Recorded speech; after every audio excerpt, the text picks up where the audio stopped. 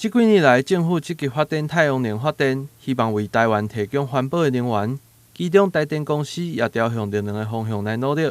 现在，伫台南七股甲将军，总共214公顷的废弃盐滩地，打造全国上大的太阳能供电场。这个案场所使用的设备，全部拢是台湾本土业者所打造的，是 MIT 绿能产业链的重要成果。31号下午举办启用典礼，行政院院长苏贞昌也亲自出席主持。这个案场预计会使生产2亿度的电，也将会使提供予5万个家庭1年的用电。这个案场每一年可以提供给国家、给我们的民众有5万户的用电的需求，所以未来台电公司会持续不断的努力，让这个案场用更科技化的管理。我们准备导入无人巡检的飞机，我们准备导入更多的科技化的这种修复的服务，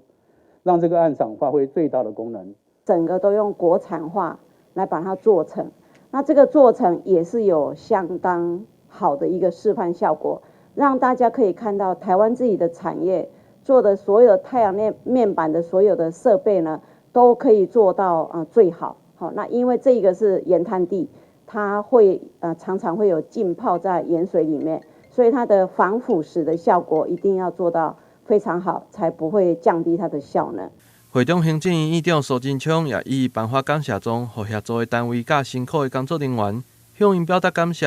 同时，院长也强调，现在绿能的发电已经正式超过核1、核2的发电量。我们用全部的国产，我们用最快的速度，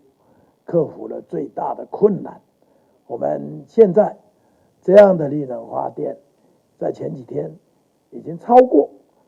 核1、核2、3部机组的所有的发电量，可见我们只是不懂得珍惜老天爷给我们的，而我们开始懂得努力，大家一起协力。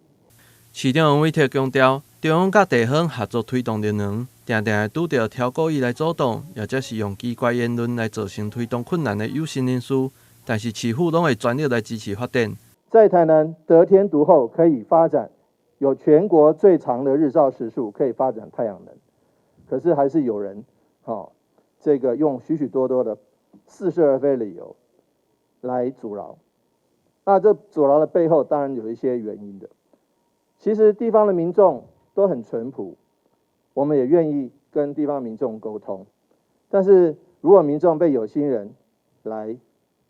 这个误导的话，坦白讲，这个是我们很困扰的。所以说，不管在地方政府的层级，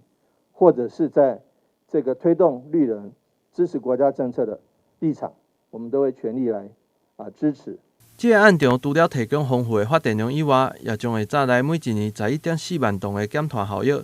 经济部也表示，七股区伫6月份的时阵，也阁有规模更较大的供电厂来完工，到时阵也将会为台湾带来更加丰富的发电量。但新闻郭博义采访报道。